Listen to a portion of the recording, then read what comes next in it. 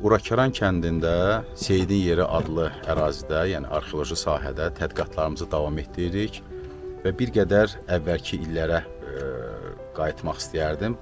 Deməli, biz ilk tədqiqatlarımızı indi yaşayış yerində işlədiyimiz ərazidən təxminən 250 metr şərq tərəfdə böyük bir antik dövr nekropolunu işləyirik 2020-ci ildən başlayaraq. Və növbəti illərdə çalışdıq ki, yaşayış yerində araşdıraq. Çünki bu geniş ölçüdə nekropol, qəbirstanlıq olan yerin ətrafında yaşayış yeri olmalıdır və ərazinin yerləşməsi də o bölümünü göstərir. 2024-cü ildən başlayaraq beynəlxalq statusda Amerika mütəxəssisləri ilə birlikdə deməli aşağı hissədən yuxarıya doğru yoxlama qazıntıları, test qazıntılar eləməyə başladıq və indi olduğumuz hissədə olduqca yaxşı nəticələr əldə olundu. Və məhz elə həmin il artıq biz gördük ki, burada tikili qalıqları var. Məhz məndən arxada olan hissələr əvvəlki illərdə yəni tədqiq olunmuşdur.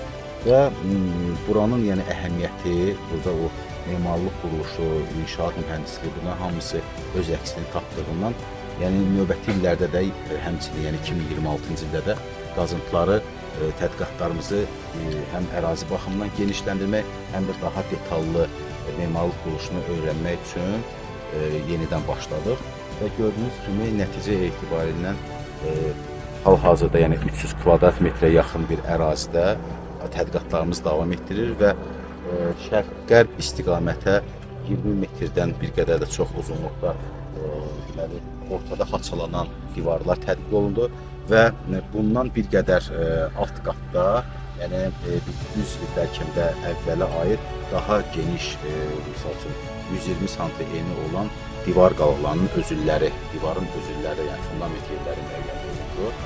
Və olduqca maraqlıdır ki, həmin tikililərin bəzi hissələrində, yəni bizi quruluş tikilinin bəzi hissələrində otaq yerlərini müəyyən etməyə çalışdıq və indiki bu tədqiqat davam edən hissə məhz geniş otaqlardan biridir. Və burada çox maraqlı bir məqamları üzə çıxarası oluruq.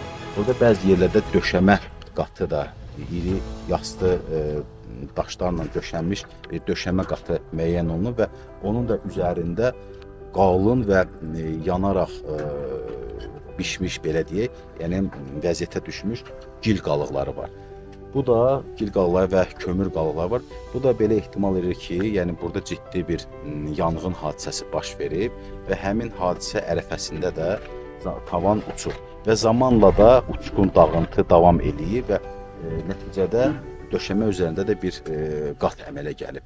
Tədqiqatlarımız hələ də davam olunur və daha yaxşı nəticələrin əldə edilməsinə ümid edirik və xüsusi qeyd edeyim ki, deməli antik dövrə aid cənub-şərq dağlıq ərazilərdə yaşayış tikililəri ilə əlaqədar, yəni deyərdik ki, ilk cəhdlərdən biridir və bu cəhdlər çox uğurlu həm başladı və uğurlu da davam oldu. Təxminən indiki ana qədər yəni əldə etdiyimiz həm laborator nəticələrə görə, həm müqayisə təhlillərə əsasən tədqiq etdiyimiz abidənin 2000-2200 il yaşı var. Məhz bu çərçivədə burada iki əsas tikili strukturu formalaşmışdır.